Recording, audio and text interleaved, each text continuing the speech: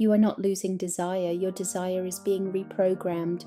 In a world of instant stimulation, your brain is adapting to speed, novelty, and frictionless reward, and quietly losing its capacity for depth, patience, and emotional bonding.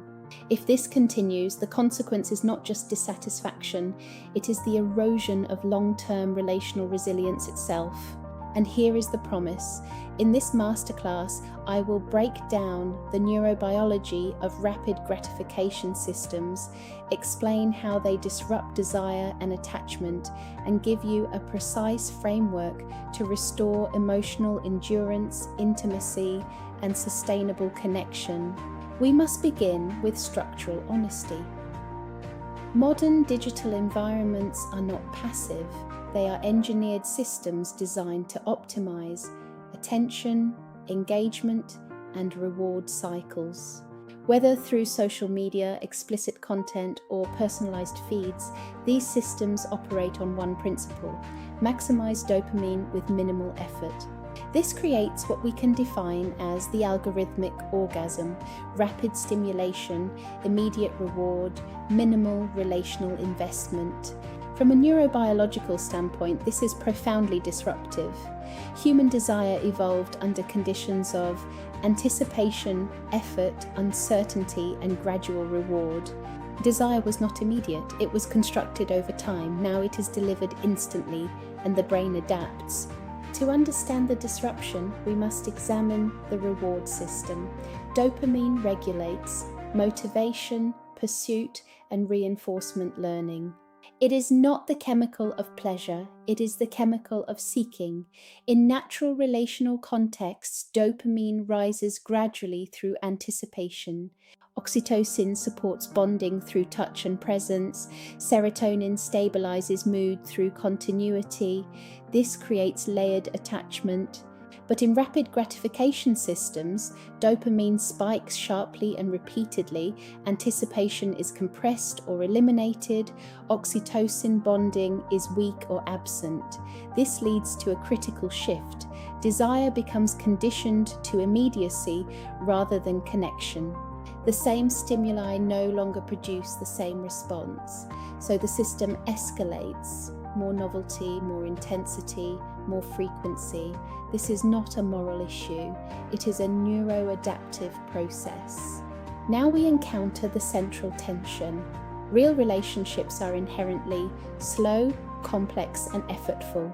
They require negotiation, emotional regulation, and sustained attention. In contrast, algorithmic gratification is fast, predictable, and controllable. The brain, optimizing for efficiency, begins to prefer low-effort reward over high-effort connection. This creates what we can call the friction gap. Real intimacy feels slower, less stimulating initially, and more demanding. Digital gratification feels immediate, intense, and effortless. The result? A gradual devaluation of real relational experience. Desire is not static, it is conditioned by experience. When individuals repeatedly engage with rapid gratification systems, several shifts occur. 1. Attentional fragmentation. Sustained focus decreases. Intimacy requires attention. Without it, connection weakens. 2. Novelty dependence. The brain becomes conditioned to constant variation. Long-term partners become cognitively predictable, reducing stimulation. 3. Reduced sensitivity. Baseline arousal decreases. Real-world stimuli feel less intense. 4. Performance-oriented cognition. Desire shifts from relational experience to outcome-focused stimulation. This leads to a subtle but critical breakdown. Attraction becomes detached from emotional connection. And once that happens, relational stability begins to erode. Now we move to the deeper consequence, the impact on EEQ. EEQ requires empathy, attunement, and ethical responsibility within relationships. Rapid gratification systems undermine all three.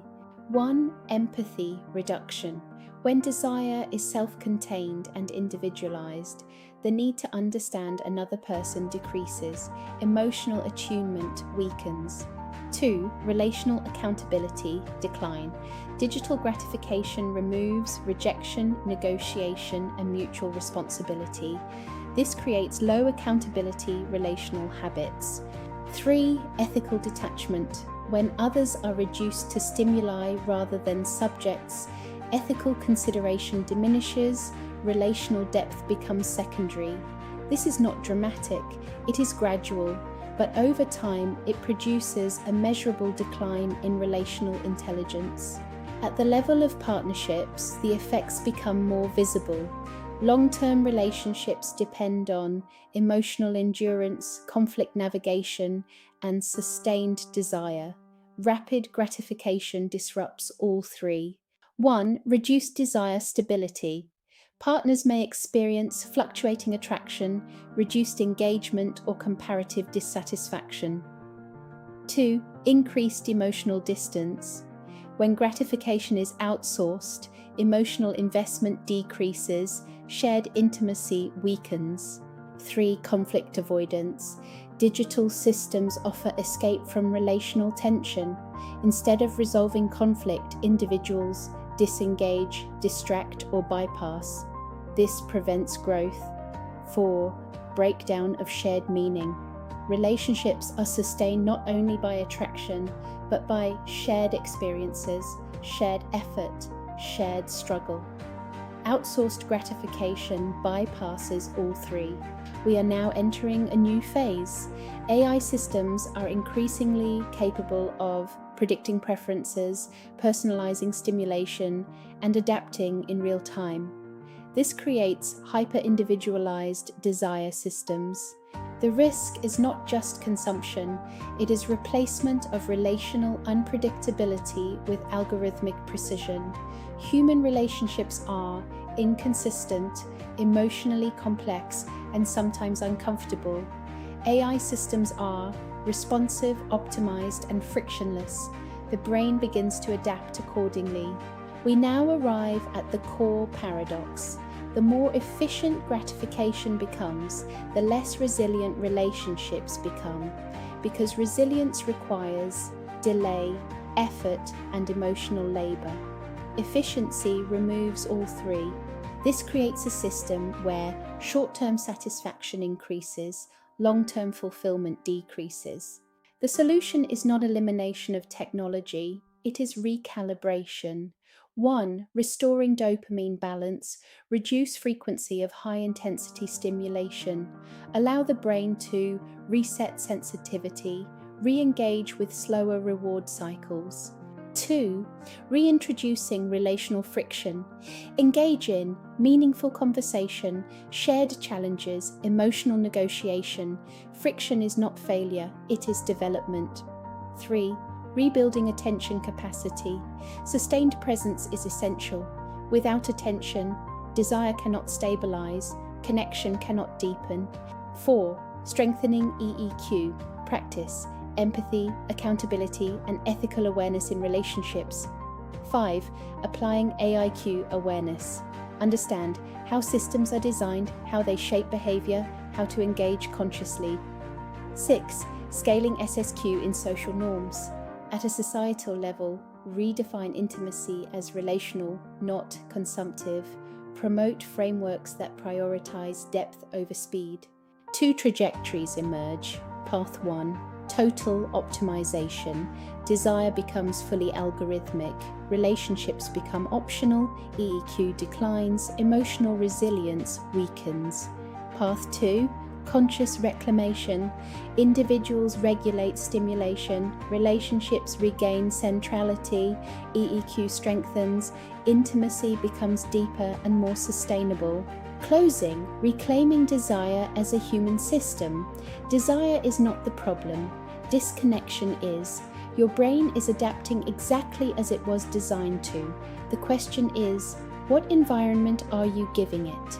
If that environment is fast, fragmented, and frictionless, your desire will follow. But if you slow down, engage deeply, and invest relationally, you can rebuild attraction, connection, and emotional resilience. This is where transformation becomes structured.